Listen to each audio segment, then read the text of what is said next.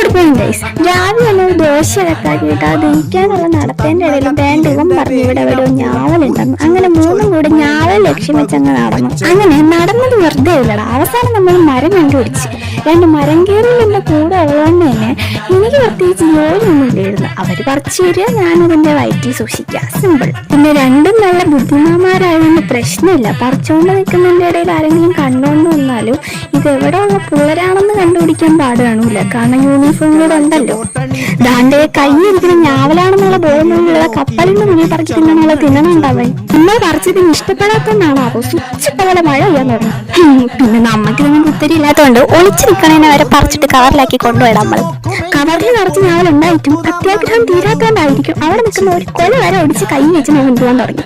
അങ്ങനെ ഒരു കവറ് ഞാവലും ഞാനും കൂടെ മഴയെ നനഞ്ഞുകൊണ്ട് പോവുകയാണ്. ഇനി അവർക്ക് കൊടുക്കാതെ ഇത് മൊത്തം കൊണ്ട് ഞാൻ ഓരോന്ന് പേടിച്ചിട്ടാണോ എന്തോ ഒരു കുറച്ച് കഴിഞ്ഞപ്പോൾ അയലടുത്ത് കൂടെ അടക്കാൻ തുടങ്ങി.